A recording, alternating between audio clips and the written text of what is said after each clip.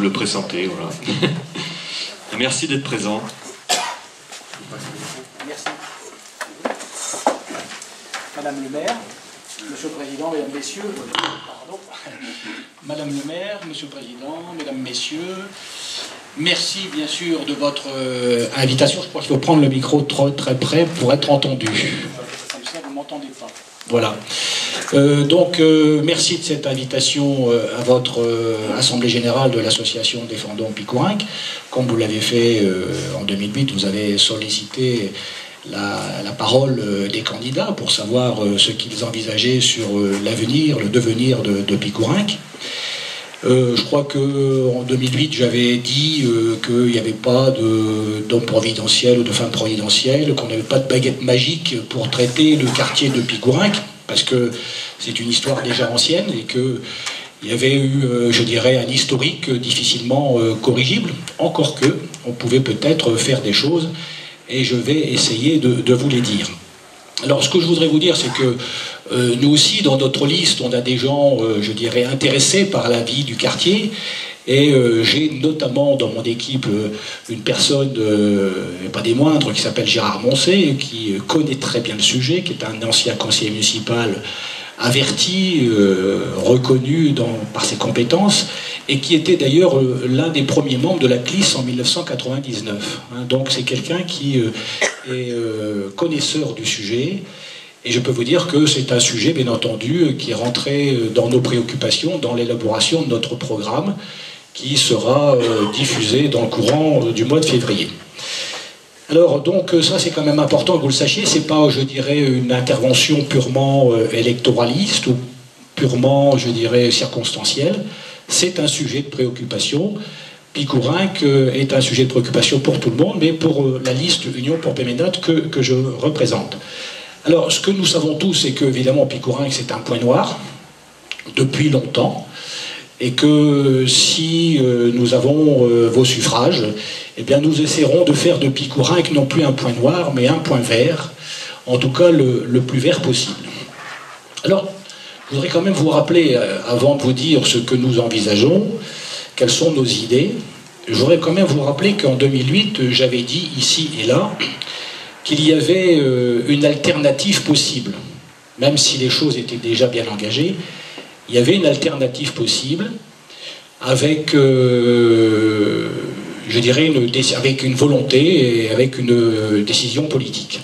Cette alternative, à mon avis, elle existait à l'époque. Soit on faisait une zone d'activité tertiaire, non polluante, soit, et ça va peut-être vous surprendre, mais je l'avais dit, soit un écoquartier qui était envisageable, bien entendu, avec le départ, avec le transfert des activités existantes, y compris de la déchetterie, sur un terrain communal ou intercommunal où on aurait pu créer une zone ailleurs, une zone artisanale, et le départ ou le transfert de ces activités, hormis la station d'épuration, bien évidemment, le transfert de ces activités sur une zone extérieure, une zone artisanale extérieure, pouvait d'ailleurs constituer une sorte de, je dirais, de locomotive pour d'autres entreprises pour venir s'installer.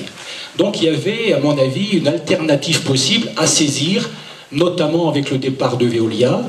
Il y avait possibilité de s'engager dans une ou l'autre de ces orientations que je viens de vous dire.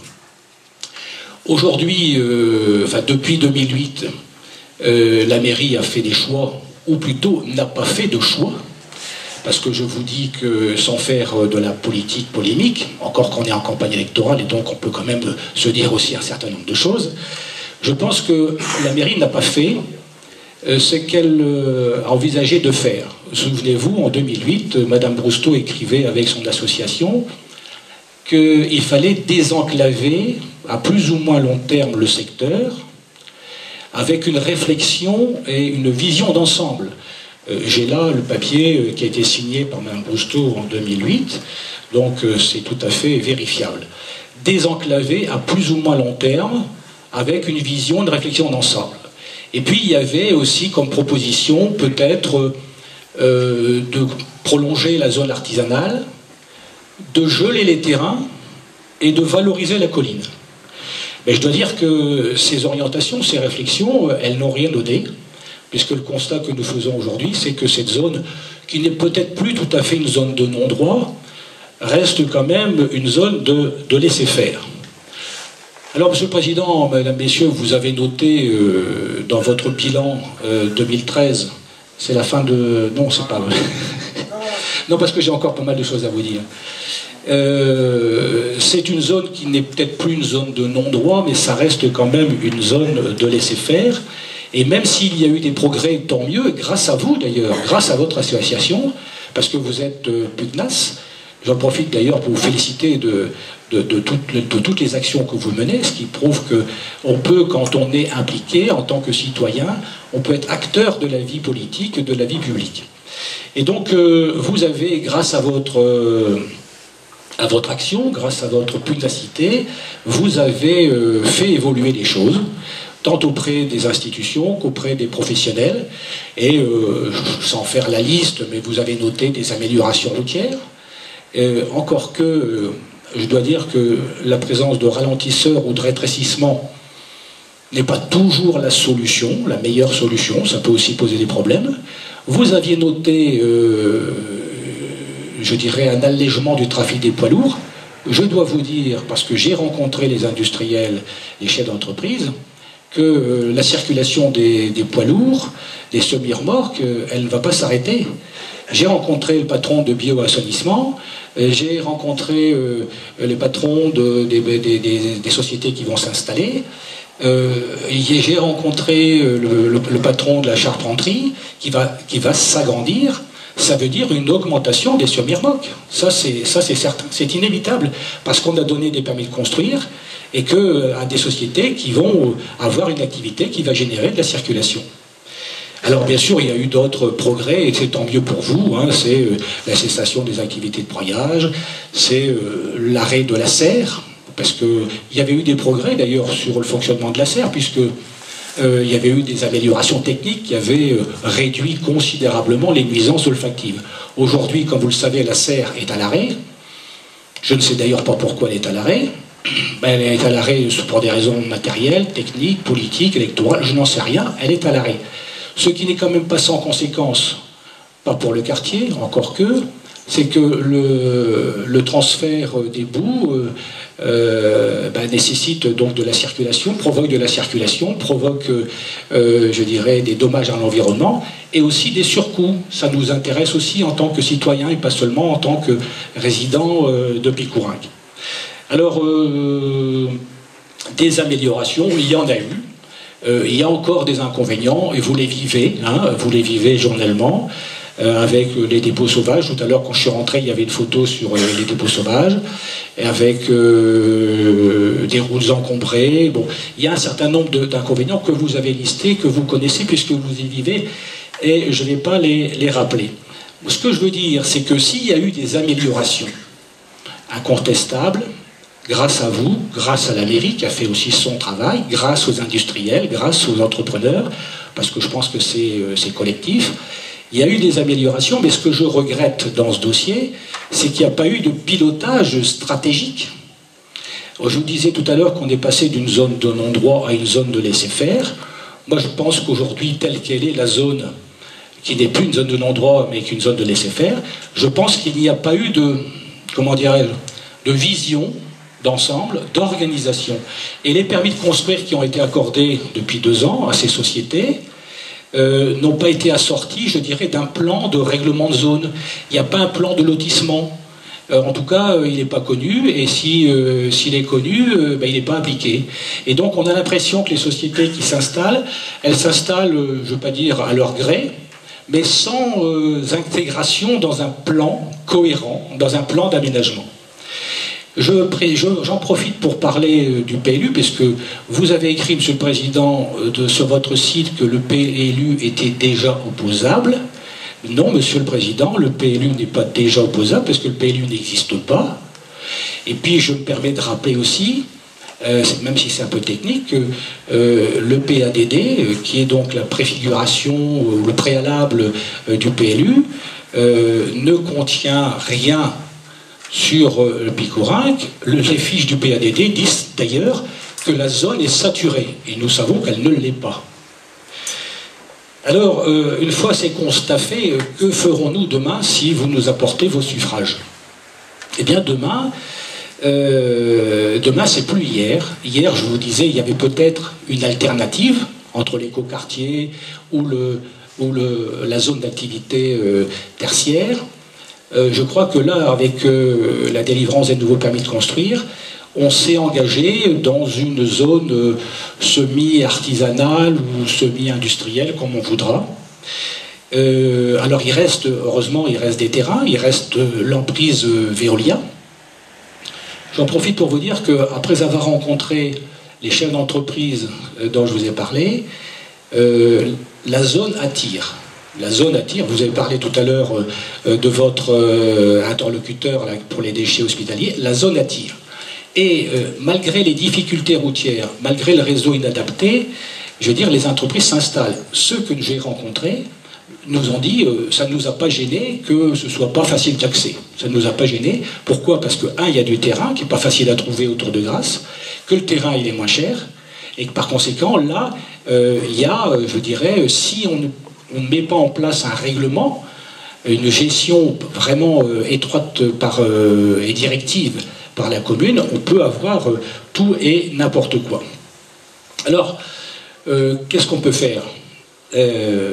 Comme nous le savons les uns et les autres, la voirie n'est pas modifiable, ou alors elle l'est à la marge, et puis, ou alors avec des expropriations, ce qui est proprement impensable. Je voudrais quand même vous dire, si vous ne le savez déjà, messieurs, mesdames les membres de l'association, c'est quand même que la mairie a lancé fin 2012 un marché public sur l'étude de la circulation sur Pickourinck. Alors, sauf si vous le savez, moi je ne le sais pas, je ne sais pas qui était attributaire de ce marché, je ne sais pas quelles sont les conclusions qui ont été rendues, est-ce qu'on nous cache quelque chose ou est-ce que c'est après les élections dont on se servira? Il y a quand même une étude demandée par la mairie fin 2012 et le grand public n'est pas informé du résultat de cette étude. On ne sait pas d'ailleurs, encore une fois, qui a été attributaire de ce marché et s'il a été attribué. Alors mon idée, je disais, que fera-t-on demain? Mon idée. Pour l'instant, on est au stade des idées, parce qu'on n'est pas au stade du projet. Le projet, ça s'écrit ensemble, et avec vous. Et si nous sommes élus, évidemment, nous écrirons ensemble un projet pour Pickourinck. Quelques idées. D'abord, la première, ça va dans le droit fil de ce que je viens de dire, c'est assurer la gestion du site par la commune.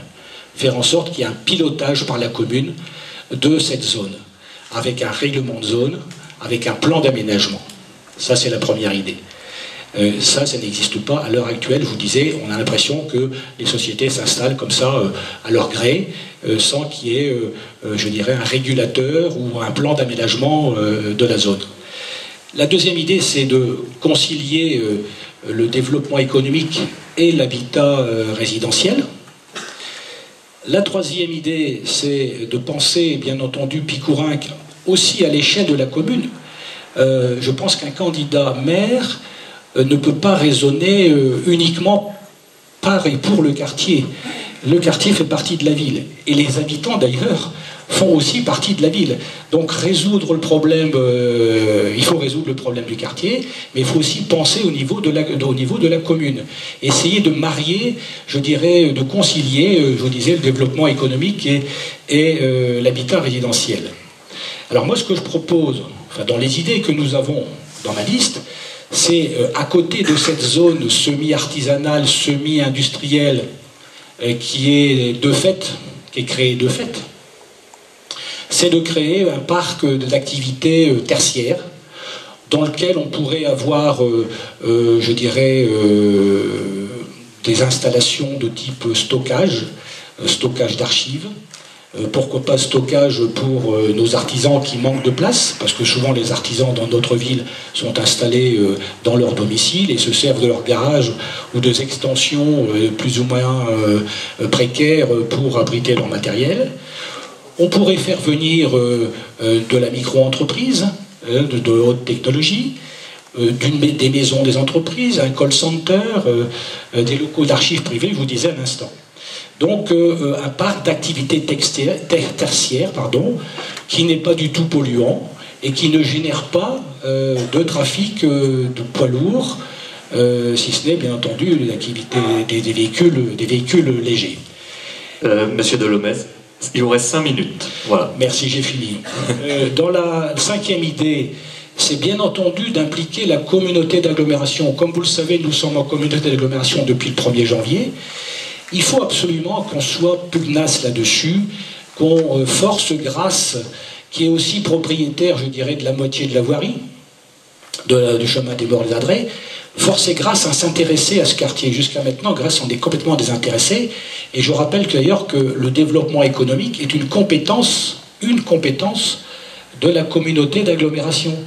Donc Grasse est à double titre, au titre du développement économique et au titre de, je dirais, propriétaire de la voirie ou copropriétaire de la voirie. Et il faut donc là, je pense, avoir une volonté, et je le dis parce qu'on fait de la politique, je le dis, je pense que notre mairie actuelle n'a pas été pugnace auprès de Grasse dans divers problèmes, notamment celui du carrefour Jean Girard. Le 5e point qui est intéressant pour vous, c'est de regarder, compte tenu des nuisances que vous subissez, que vous avez subies depuis des années et des années, peut-être regarder la faisabilité d'une décote sur la taxe d'habitation, taxe foncière, trouver en tout cas des aménagements fiscaux qui tiennent en compte, qui prennent en compte les nuisances qui sont celles de votre quartier. Et qui, qu'on le veuille ou non, ne sera pas demain, compte tenu de l'histoire qui a commencé déjà depuis un certain temps, demain, ça ne sera pas un quartier uniquement résidentiel.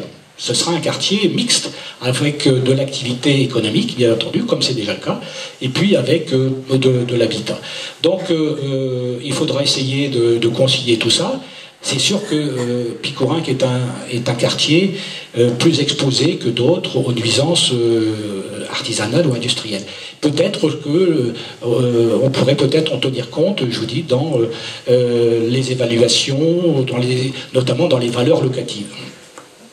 Alors en conclusion, je pense qu'on a loupé le coche, et que la mairie actuelle a loupé le coche avec le départ de Veolia, avec d'un certain nombre de permis de construire qui ont été délivrés, qui n'auraient peut-être pas dû être délivrés ces 2 dernières années. On a loupé le coche et on hérite d'une situation. Ce que nous ferons, nous, c'est bien entendu de travailler les idées que je viens de développer pour en faire des projets, avec notamment la Chambre de commerce et la Chambre des métiers, trouver des solutions qui, encore une fois, respectent le quartier, penser en termes environnementaux et économiques. Alors, quand je vois, par exemple, Montsartou, qu'on copie à tort et à travers, souvent en permanence, la zone de l'Argile, ça me paraît être une zone d'équilibre entre l'artisanat et l'écologie. Alors on pourrait peut-être trouver, à s'inspirer de cette zone-là. Au moins, ça, c'est quelque chose qui a du sens. 4e idée, 4e conclusion, 4e engagement, c'est de travailler, bien entendu, en concertation avec les habitants du quartier et l'association, rester à l'écoute permanente de vos besoins et régler, bien entendu, comme l'a dit la précédente candidate, régler tous les problèmes existants de circulation, d'éclairage, de sécurisation par des contrôles administratifs, contrôles de police. Je veux dire que ça, c'est le minimum. Mais je pense que vous aviez certainement l'idée d'entendre autre chose que des petites mesures de police ou des petites mesures d'aménagement, d'éclairage ou de voirie. Il faut avoir, je pense, une vision pour ce quartier. Voilà, quelle est la nôtre à l'Union pour Péménade. Voilà, je vous remercie, mesdames et messieurs. Écoutez, merci. Vous avez du coup utilisé tout votre temps de parole. On peut peut-être prendre une question, il vous reste 1 minute. Donc, une question. Il y en a 2. Alors, par contre, une réponse très courte. Merci.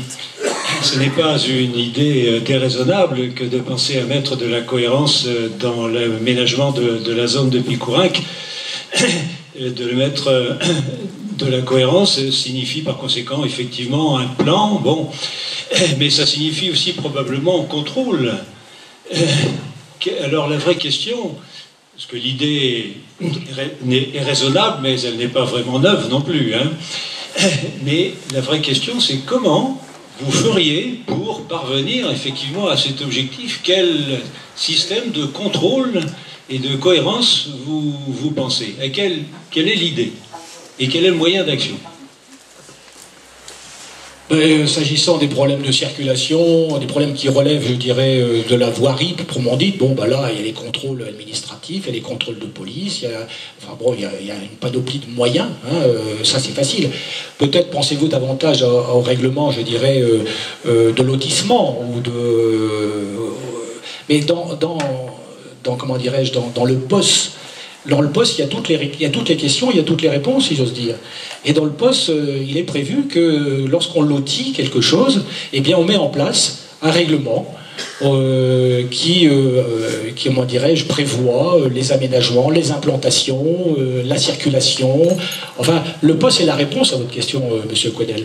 Et il suffit de l'appliquer, et puis, eh bien, on aura résolu le problème.